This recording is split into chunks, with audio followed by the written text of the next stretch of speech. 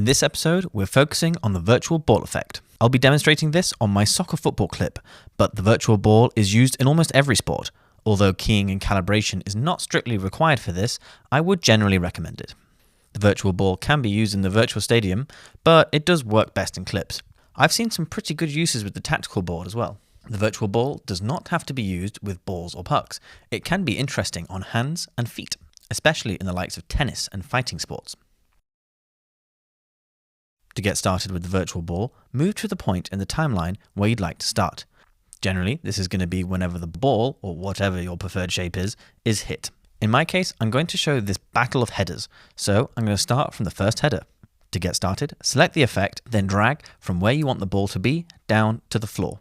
On a calibrated clip, this will tell us where the ball is in 3D space. Next, move in the timeline to where you want the next line to start. Hold down left click and drag to the ground. Repeat until you've gone as far as you need. If the ball is on the ground, simply right click. Don't worry what's between the start and the end of each point for now.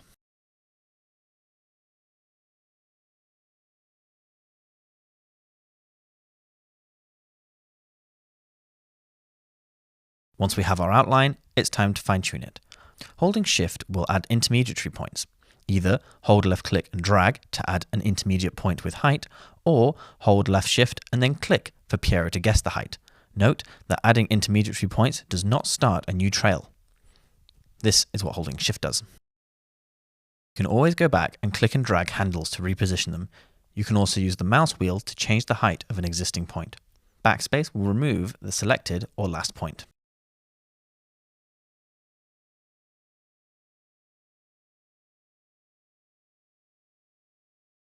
Once we've played it through and we're happy, it's time to customize. The first tab contains general parameters and the virtual ball. Although I like this modern laser look with no ball, adding the virtual ball, I would say with spin, can make the ball clearer to spot, especially if the ball is just a blur in your footage.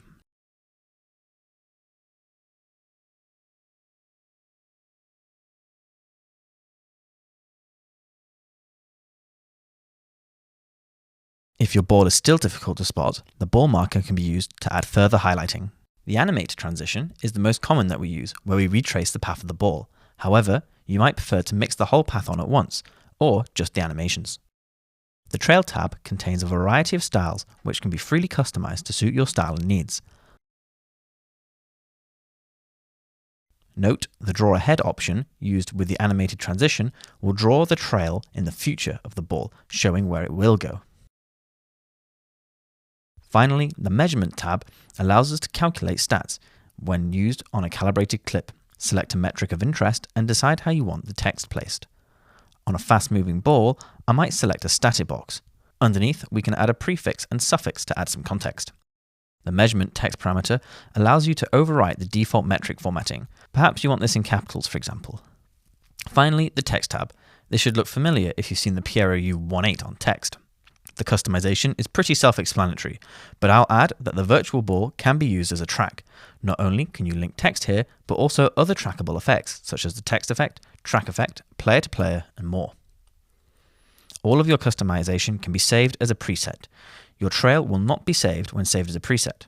The idea is that you have your styling ready to go when you come to defining your trail. You can save your trail by saving the effect here. I will end this video on a warning that very long trails can lead to dropping frames depending on your hardware, so if you're going to be doing long trails, it's worth doing a couple of little tests. And that covers the virtual ball.